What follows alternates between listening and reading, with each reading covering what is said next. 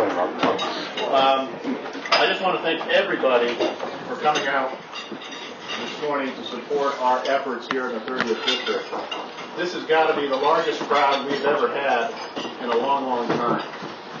So I just want to thank everybody for coming out and supporting us. The money raised here will be used to go back to our local candidates this November, because we need to elect and re-elect Republicans across the board in Northwest Connecticut in the 30th Senate District. We have a lot of special people here today. We have First Selectmen, we have members of the Republican State Central Committee, we have mayors, all sorts of people, so the hard part is not missing anybody. So I'd just like to acknowledge the First Selectman from Sharon, Bob Locke.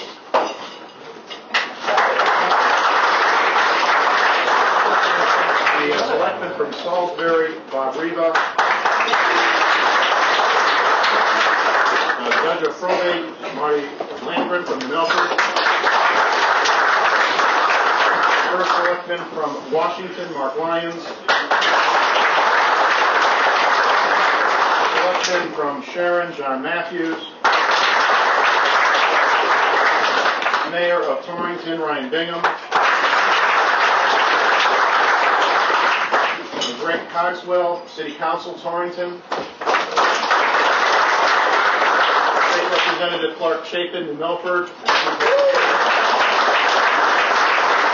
Jerry Zorden, City Council, Torrington. First Selectman from Morris, Karen Curtis. Region 6 Board of Education and former First Selectman of Warren, Luke Tanner. Pat Murphy, Mayor of New Milford. We have several people from the Republican State Central Committee here. They came out to support us. I think that's great. From the 32nd District, Kai Westby. 35th District, Bill Jenkins. 8th District, Rich Tatunjan. We have our 5th District, 2nd Vice Chairman, George Linkletter. And we have some congressional candidates here. Justin Bernier will be here today.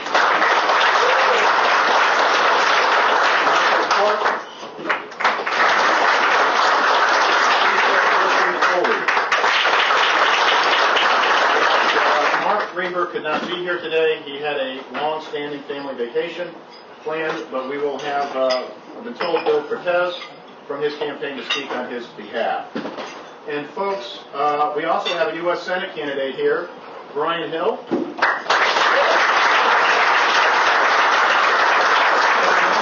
This is a bipartisan crowd. A bipartisan crowd.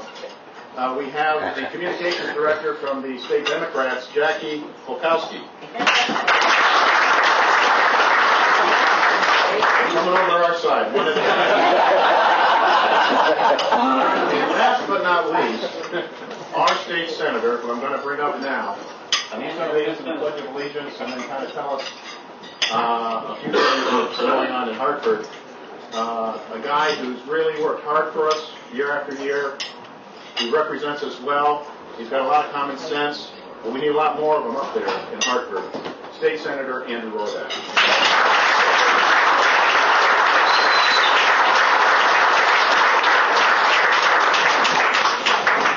Good morning, ladies and gentlemen. Usually when we're here at the Fife&Drum, let me first thank Alyssa and her staff for once again putting together a delicious, bountiful, what service, what great food. We'll come back anytime you'll have us. So thank you, and for accommodating a whole big crowd of us. So thank you, Fife&Drum, for having us.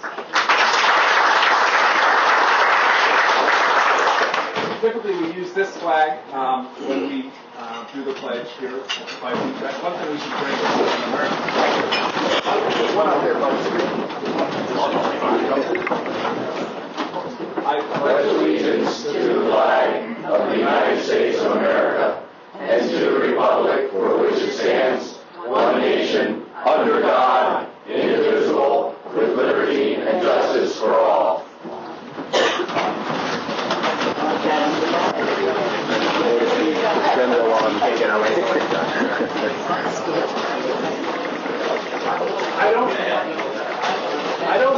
I need the mic. Can everyone hear me okay?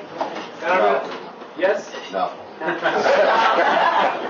I'm going to position myself a little bit because I don't want the people in the back here to have my back.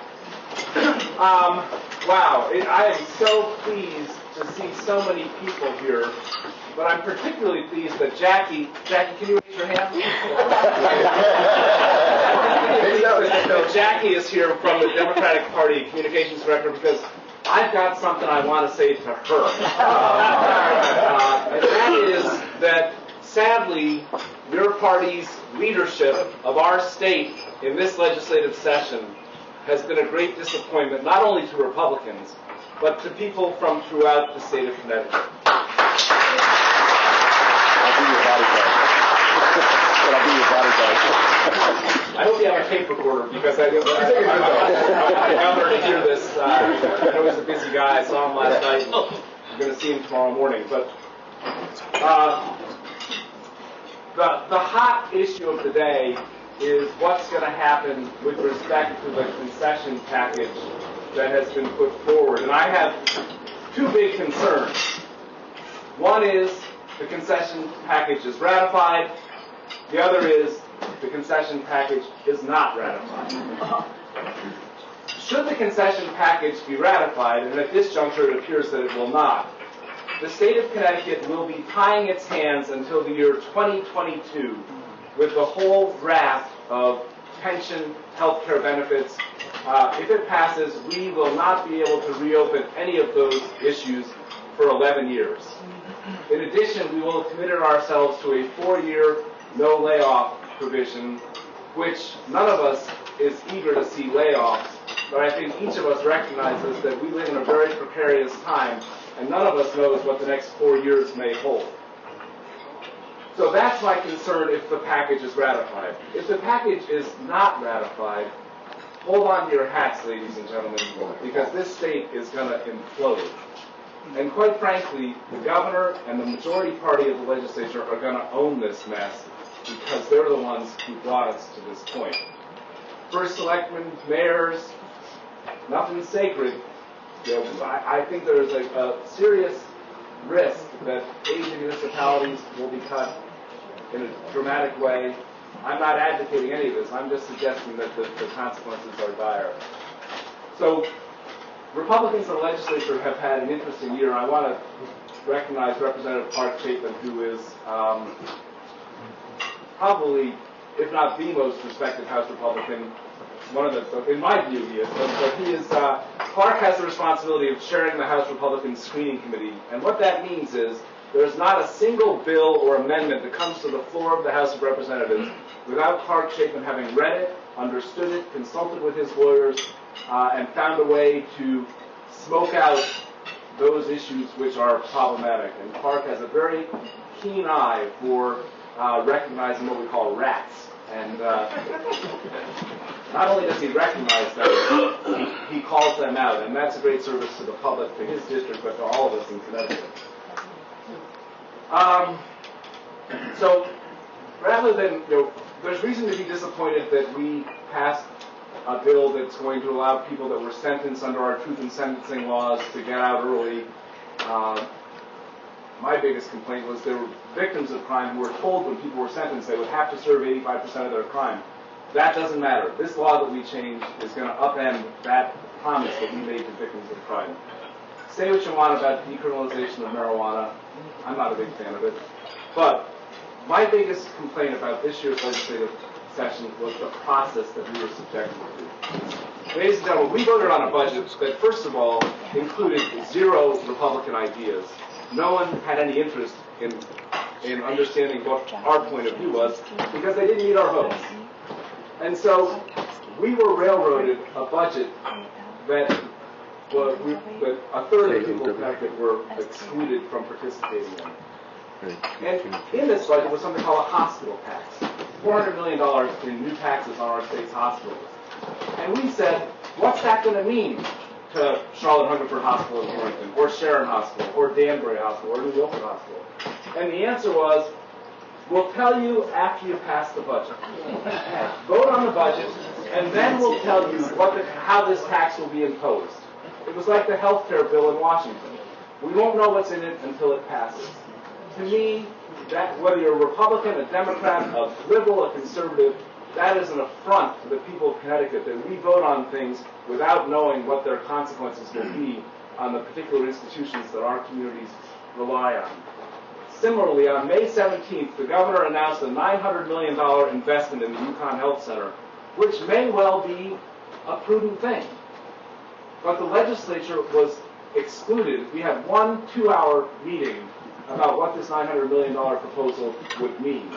Legislators were allowed to ask one question. A $900 million state investment, one question each. In less than a month, with a 1-2-hour meeting, the legislature passed this proposal. We still don't know what it's going to mean for Hartford Hospital, St. Francis, New Britain Hospital, Charlotte Hungerford Hospital. It's not a process that should make any of us proud. I wish I had better news.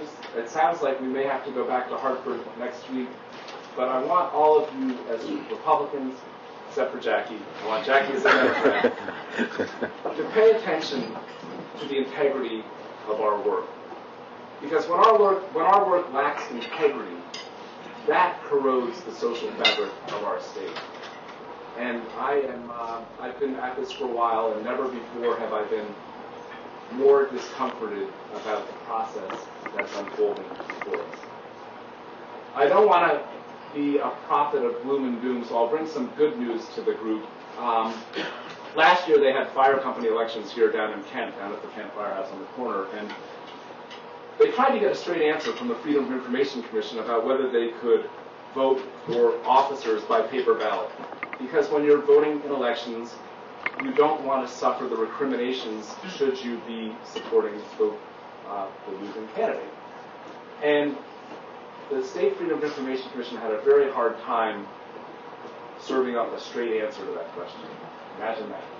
The government having a hard time serving up a straight answer. But we passed an amendment this year which makes it clear that volunteer firefighters, in conducting elections for officers, will be able to do it by paper ballot. It may not seem like a big deal, but I'll tell you, on the ground, when you live in the community and you don't want to wear the repercussions of backing the wrong horse, it will matter. Similarly, there's a disabled veteran in Torrington who approached me at La Monica's, which is a diner in Torrington last year, and said, Andrew, you guys give senior citizens in Connecticut free access to Connecticut state parks. This individual is a disabled veteran. He said, how about us? Do you think you could tip your hat in the direction of disabled veterans in Connecticut by allowing us free access to Connecticut state parks? And I'm happy to report that, not without a fight, the legislature saw fit this year to extend that courtesy to those who have served our country and who forever are wearing the scars of that service. So thank you all for being here.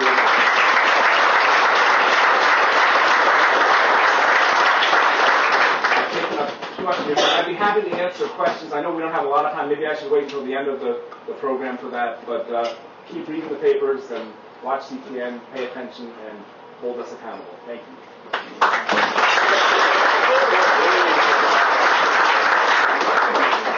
Okay. I would like to introduce a candidate for the United States Senate, Brian Hill. And Brian, if you want to take up.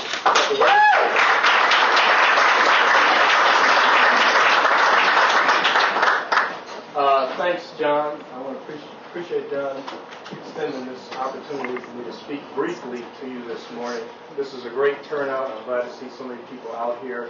I know this is a traditional event for the 30th, and it's important that we support our municipal candidates, so I'm glad to see such a good turnout. How many candidates are out here? Any candidates out here? All right. So look at these hands that are just raised, because we need to support all of these candidates in this district to make sure that we get Republicans elected to combat some of the policies that our speaker just spoke about. My name is Brian Hill, and I am a candidate for the United States Senate on the Republican Party ticket. I was born and raised in Windsor, Connecticut, graduate of Southern Connecticut State University in New Haven, Connecticut. An attorney, I'm a JAG attorney, former JAG attorney with the Army and the Navy. Did that for 12 years. Practiced every type of law, from international law, was prosecuting attorney, did international law, federal contract and fiscal law, a base attorney, legal assistance attorney, so I've got a wide legal background. Currently, I am a small business owner. I own my own law firm in downtown Hartford, Connecticut. So I understand the struggles of small businesses, and that's one of the reasons that I'm running. I'm running because serious times call for a serious candidate. And we don't need a candidate of wealth or fame, but we need a candidate of the people. And that's what I represent. I'm not the traditional Republican Party candidate, as you can see.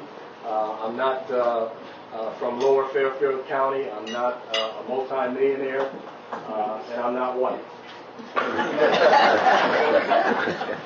But the Republican Party, the demographics of this state have changed, and the Republican Party has not. And this is one of the reasons why I believe we're losing the election. We have to put forth candidates who have general election appeal. We have to put forth candidates who can not only win the primary, but win the support of the average voter. And so that's what I represent. I plan on running a campaign that reaches out to our inner cities.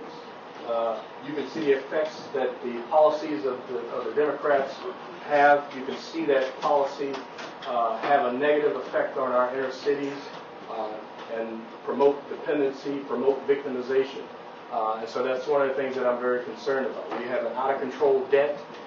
We've got government regulation, government spending out of control. We have a lot of problems that we need to resolve. Our government doesn't have a revenue problem. It's got a spending problem. We take in $2 trillion a year in tax revenue. I think that's enough for the government to survive on $2 trillion. Last report came out in 2008 that said that Americans spent $1.7 trillion, $1.75 trillion complying with government regulations. Our government regulations are way too burdensome. When I get to Washington, I'm not only going to take a knife to this government regulation, I'm going to bring a chainsaw, because that's what we need.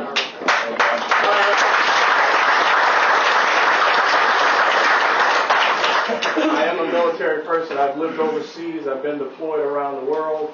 I'm concerned about the direction of our foreign policy. I'm concerned about our military, making sure that we're properly prepared for emerging threats.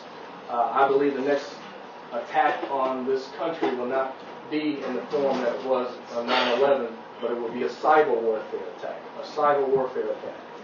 Thousands of times a day, hackers are trying to get into the Pentagon system. Okay, you don't hear too much about that. Every now and then you'll hear about the hacking stuff. But this is a very serious threat to our national security, and the folks that are in Washington right now are not doing enough to address this problem. So that's one of the things that I'm concerned about. I'm also concerned about making sure our military is able to fight an asymmetrical fight with the proper tactics. And currently we are not doing that. We've learned the lessons of Iraq and Afghanistan, but we need to go a little bit further to make sure that we're properly prepared in our military. So those are the things that I would like to address. There are a lot more. You can go to my website and get more information about me at www.brianKhill.com. I think I gave just about half of you business cards, so you can contact me that way as well. Thank you very much again. Appreciate the opportunity to speak, and I hope I didn't speak too long.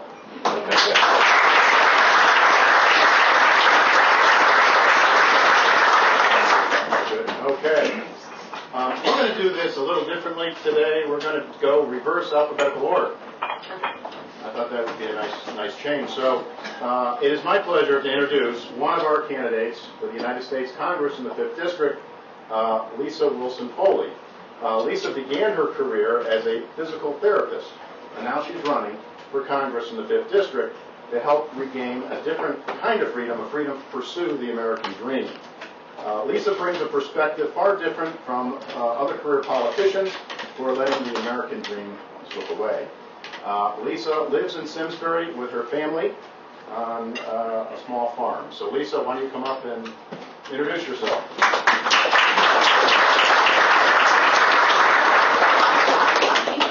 Good morning, everyone. It's great to see such a wonderful crowd this early in the morning. I was here last year, and I thought that was a big crowd, and this year we're just blowing through the door. So sorry for my back. Nice to see you guys back here. Thank you for the introduction, and thank you, John, for putting this on. It's great to be here. You know, I hit my tipping point when I started really realizing that our children, my husband's here today, will not have the opportunity that my husband and I had, and that was to obtain the American dream. You know, the American dream is what distinguishes our country from many, many other countries. It's why people from all over the world want to come to our country, and yet we are losing that opportunity because of our overwhelming debt and our out-of-control spending and all the things that Brian so rightly talked about and all the things that we all know that's going on in government. So I hit my tipping point because, you know what? We cannot lose that opportunity. We cannot, the part of being able to create something from nothing by putting a lot of hard work, having a little bit of opportunity, maybe a little bit of luck, I mean, that is so integral to who we are as Americans. So that was my tipping point to run in this race for Congress. And I'd love to know, talking to all of you, where is your line that you draw when you say you've had enough? And when you reach that point where you throw up your hand and just like, I've had enough, maybe throw in a couple swear words, what do you do about it? Well, today I'd like to suggest that you fight. You fight to take back what is yours, your rights, your freedom, your money, our future. You know, I've been fighting a long time. I didn't grow up with a silver spoon. I grew up in a large family. We lived in a small apartment. My father died when I was young. My mother was the breadwinner, and she was the caretaker and the role model. And, you know, I continue to fight today. I started my first business when I was 29, and I have not looked back. I continue to try and fight to bring jobs right here in this district. Between my husband and myself, we have 1,500 employees right in the 5th District. We know what these people are looking for in terms of leadership. We know their hardships. We know what they strive for and what they struggle for. And I'm here to represent the people of the 5th District. I've lived here almost 5 decades. I care about this area of the country more than I care about almost anything else. I went into the field of physical therapy because I wanted to help people. And you know, that same, it's being simple, but it still holds true for me and why I want to run for this office today. My husband and I raised 7 children, and you know, they all learn differently. And one of the things that I'd really like to tackle when I'm in Washington is we need to overhaul our federal education system. It's not working. Out of the 32 industrialized nations, we are 14th in reading. We are 17th in math, and we are 24th out of 32 in science. Our government is failing our communities, it is failing our children, straddling with over $14 trillion of debt, and it is failing the people in this room. So I want to go and tackle Washington. I want to overhaul our federal education system. I want to make sure we have a balanced budget. You and I balance our books, we balance our home checkbook, we balance our business checkbook. Why do we expect anything less from our government? We need healthcare reform, but we need a reform that keeps personal responsibility at the personal level and freedom of choice. And we need to reduce the cost, not increase the cost. So I am all for healthcare reform, but I'm not for healthcare reform that is shoved down the American people's throats. I will vote to repeal or defund the Obamacare program as it stands. You know, the biggest thing that I care about right now is that we have an unemployment rate that is unsustainable. And it's not only the stories that I hear about the individuals that lost their jobs. What really breaks my heart are the stories when they say to me, not only did I lose my job, but I have 2 sons graduating this spring from college, and they can't find jobs either. I want to go to Washington, and I want to talk about jobs, and I want to talk about job creation every single day. Because you know what? That's what floats my boat. Every day I wake up and think about, how can I create more jobs? How can we get the economy kicking with more jobs? We've got to bring back our risk-taking nature. That's what started it, the United States. That's what made us so powerful. We cannot let our government reduce that ability. We need risk-takers, we need entrepreneurs, we need good ideas that can turn into businesses. And I want to bring that message to Washington. Not just 3 days out of the session, like I heard last session. We need to talk about it every day until we get under at least 6% unemployment rate. So, if you feel like I do about this crazy stuff that's going on, and you want to fight, I need fighters on my team. I need people to help me get over this finish line and beat the Republicans at their own game, because we know they're very good at it. Thank you for spying. And I really appreciate that you are here tonight. You are here to fight with us. Come join me on my campaign for Congress. I look forward to talking to you more today and more throughout the season of the election cycle. Thank you.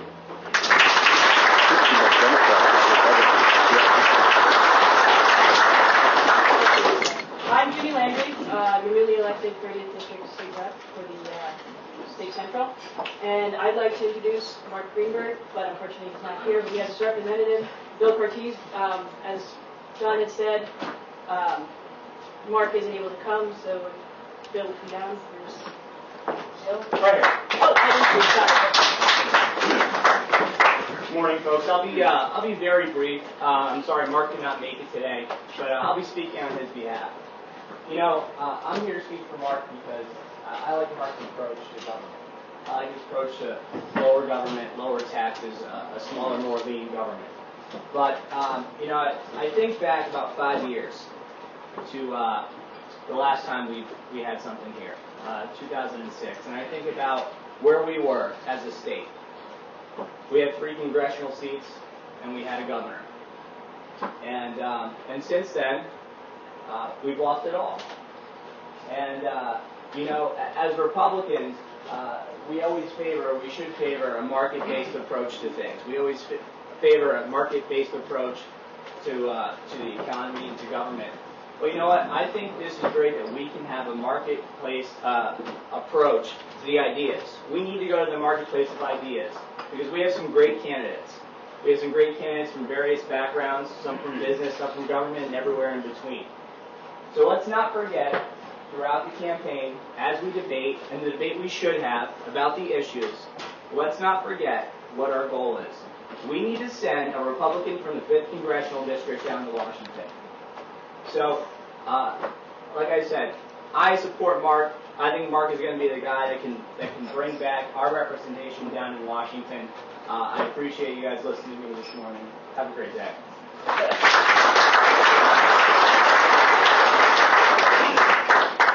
Thank you. Next person I want to introduce is Mike Clark. He is actually started out as a high school teacher and then made his way to the FBI, which I think he was prepping out for high school. And then lastly, he works at Otis Elevator, and he's been chairman of the town council in Farmington. Mike?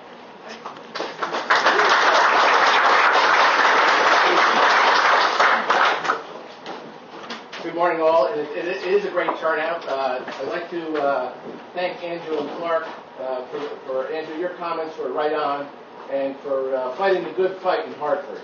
So keep up the good work. We're all behind you 100% because in about 1 week in our paychecks, we're going to start to reap the benefits of what they've done in Hartford. Jackie, out in my car I have a voter registration, and I'll be glad to give it to you, and we can do a quick switch, and I'll deliver it to you. So, I'll be glad to do that. This morning what I'd like to do is just very quickly tell you who I am, why I'm running, and a little bit of just why me. So the who I am is Mike Clark. I'm in my 3rd term as the town council chairman in Farmington. I've served in that position, and you know, obviously in Farmington we're very proud of some of the achievements which I'll touch on down the road. Professionally, I work at United Technologies Corporation, Otis. I handle all their compliance issues internationally. Otis is 60,000 employees. We work in 200 countries. So I've seen the world courtesy of United Technologies Corporation, and I've also seen what we're competing against over in China and in Asia. As far as the bulk of my career was as an FBI agent, and I proudly served our government, I feel with distinction.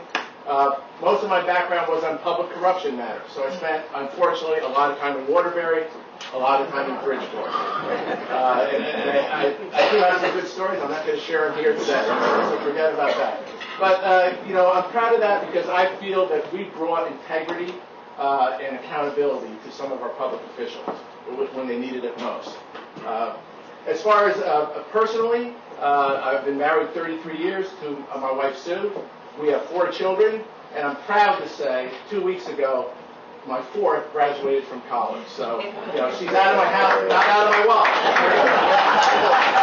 And what Lisa brought up is so true as far as the job situation, and I'll get to that as far as when we talk about, because there are some great college graduates out there, and they are swimming against the tide as far as work. So why I'm running, I got a couple reasons. Brian, you touched on one. I know you and I both served, as well as Justin, and we all took an oath to serve the Constitution of the United States.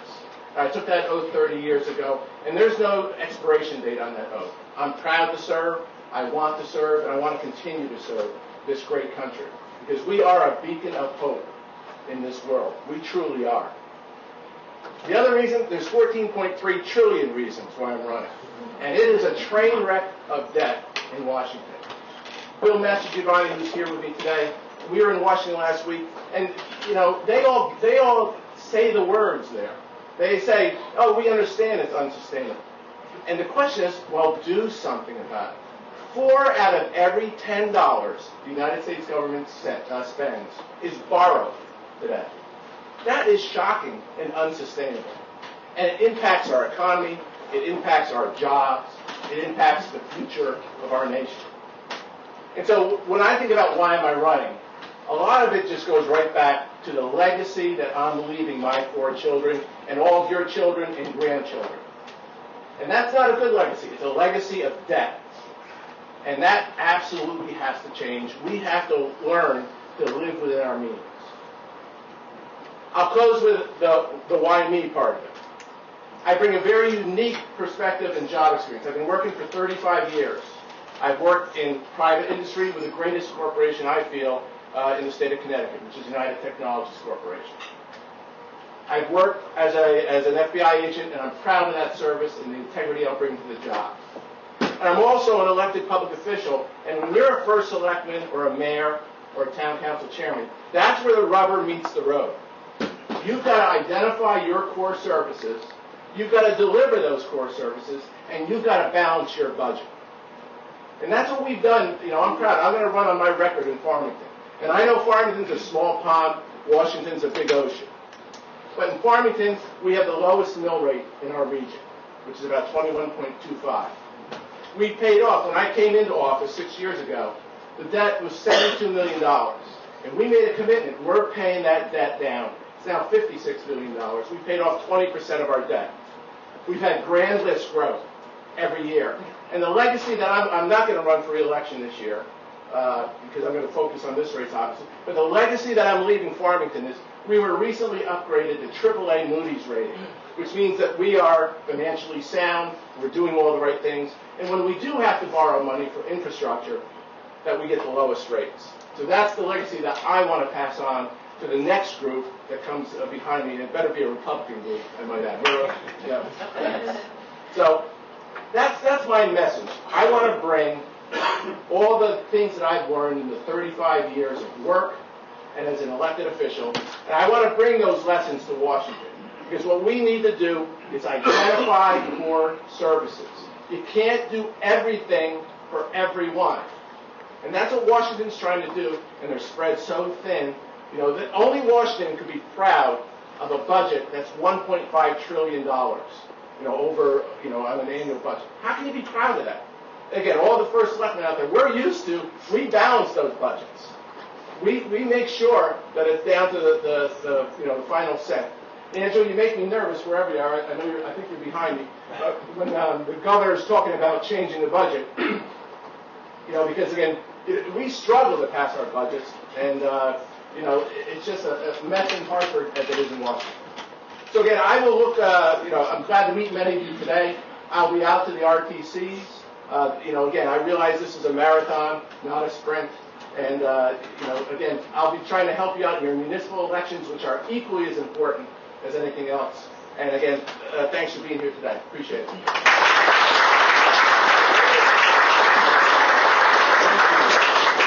And now I'd like to introduce Justin Bernier. Justin is a veteran of the war in Afghanistan and an intelligence officer in the U.S. Navy Reserves. As a member of Governor Rell's cabinet, confirmed by the Senate, Justin was the architect of an historic agreement between the state of Connecticut and the Department of Navy. In Hartford, he practiced fiscal discipline by returning unspent funds to the Treasury at year's end. As a senior legislative aide in the U.S. House of Representatives, Justin managed the campaign to save the Groton submarine base from closure and keep 30,000 jobs in Connecticut. He lives in Plainville with his wife Jenny and their baby daughter. Justin, come on up.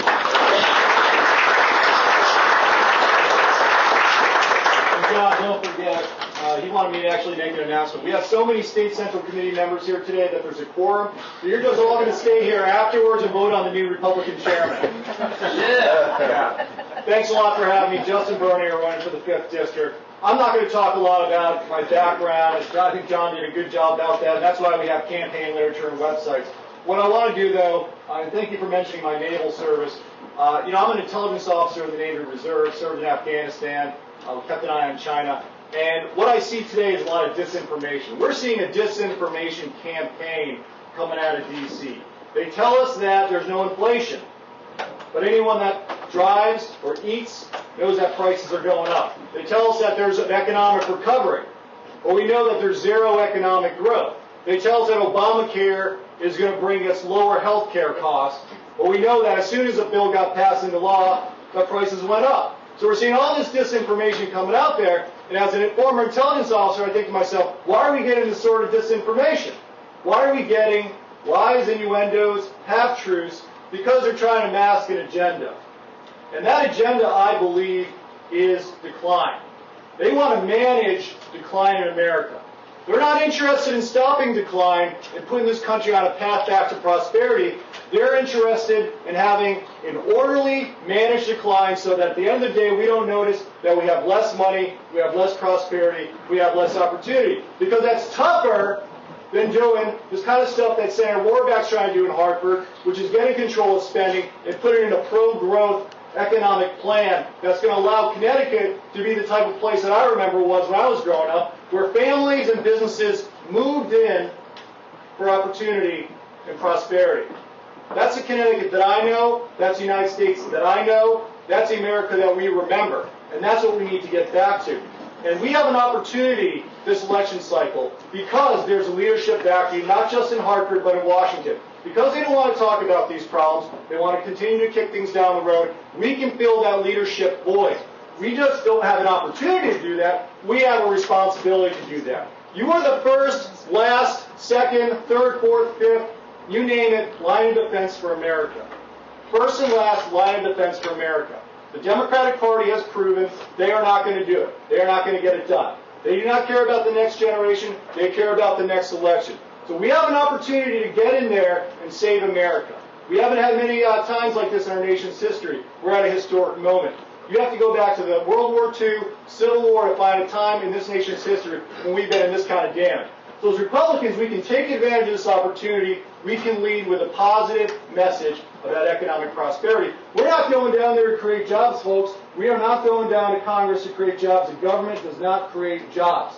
We know that. We're not going down there to start a business. We're going down there to create the environment for which businesses can live. We're going to talk about an all-the-above energy policy. We're going to talk about getting taxes down. We have the highest taxes in the entire westernized world. The highest business taxes in the world. How are we supposed to compete? I want us to have the lowest. I want businesses flowing into the United States so that other countries are complaining about it. I want the President of the United States to begin a letter from the President of Mexico complaining that we're stealing all their jobs. And we can have that. We can have that if we create a situation where businesses can thrive. So we have an opportunity, we have a responsibility. And this is so important because 5, 10, 20 years from now, I don't want my children, and I only have one daughter now, but hopefully God will give me more in the future. I don't want my children coming to me and asking, Dad, why didn't America do something when you had a chance? Why didn't the elected officials stand up, cut what they had to cut, put in place the policies that we need to get this country going? And I don't want to have to look down and feel ashamed about that. And I know that you don't either. So let's lead this election. Let's get the Republican Party of Connecticut going again. Let's put this country back to where it belongs. And let's make it happen in November. Thank you very much for your time.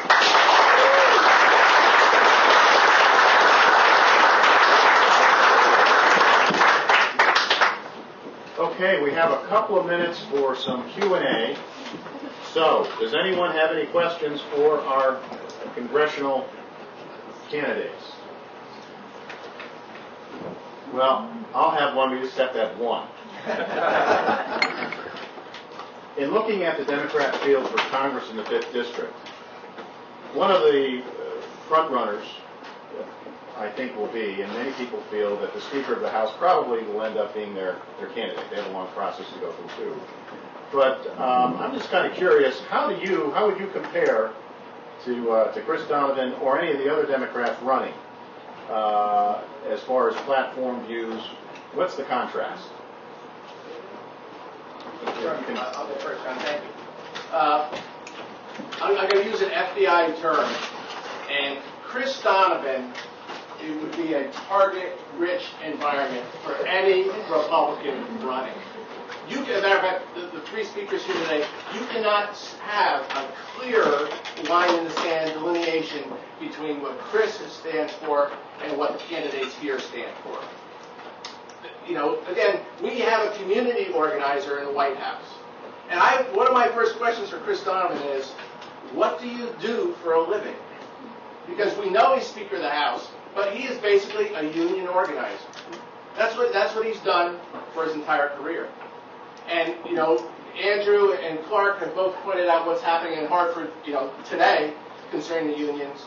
And so, you know, to me, Chris is pushing the envelope, you know, in directions that are not going to help this state or this country. And he's going to be the guy he'll be the last person in Connecticut turning out the lights when the last company leaves here because they've had enough with what's happening with our workforce. And UTC is the perfect example. UTC, you know, used to have a tremendous workforce here, 16,000 people over at Pratt & Whitney. Now there's 4,000. Why? Because the jobs are in Singapore, the jobs are in Mexico, the jobs are in China.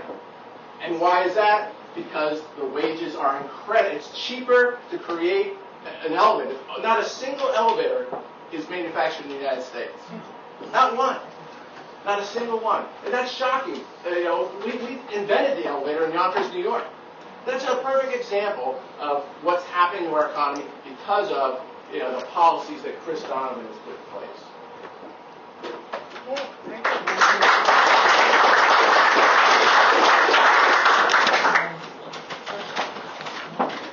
Bring him on. There's a clear difference. Republican values, hand up, not a hand out. That's what I grew up with. That's what makes our country great. And that's what we have to get back to. Chris Donovan and his union brethren, I mean, yes, they're going to come out in force. He's going to bring them in from all over the country, and they're going to do what they know how to do, which is run campaigns, because unions run campaigns on a regular basis. But he does have a record. And his record, compared to my record, I've been a job creator since I was 29 right here in the district. We have 1,500 employees. And you know what? Our employees live in Meriden and New Britain and Farmington and Simsbury. So we have people that are right here. They know what we've done. They know that we know how to balance a budget. They know that we can take the message of prosperity to Washington. And I think that I would love to go against Chris Donovan. So bring him on.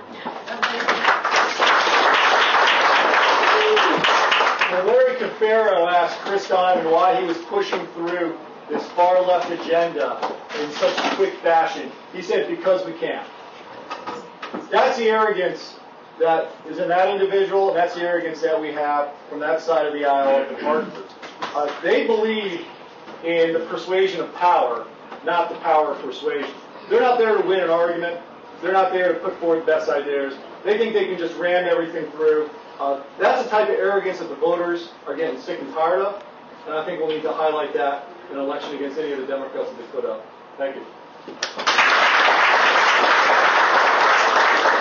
Thank you again to our congressional candidates. Does anyone have a question for Andrew? He's letting you off the hook.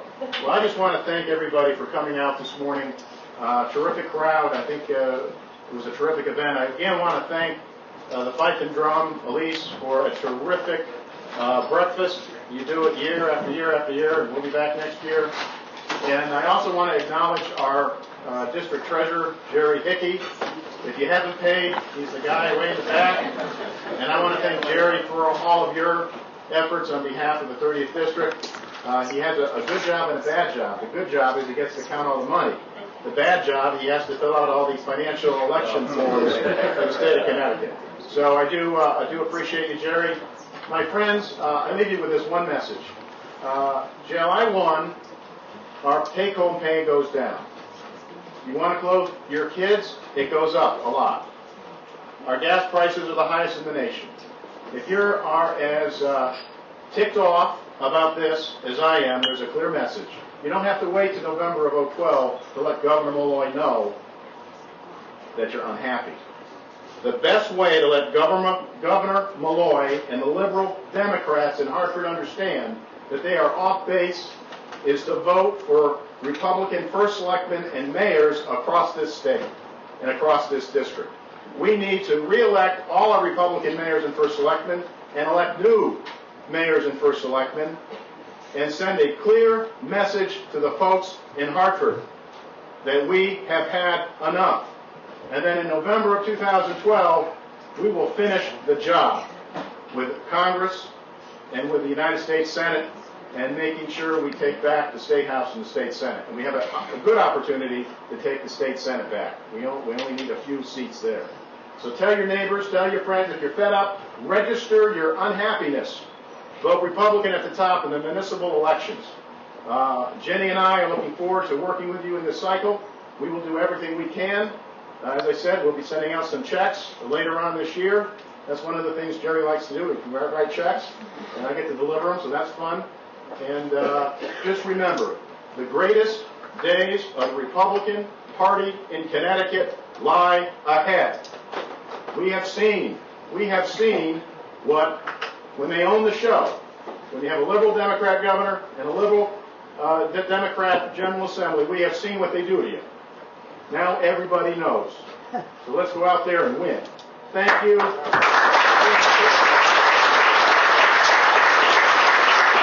would you think?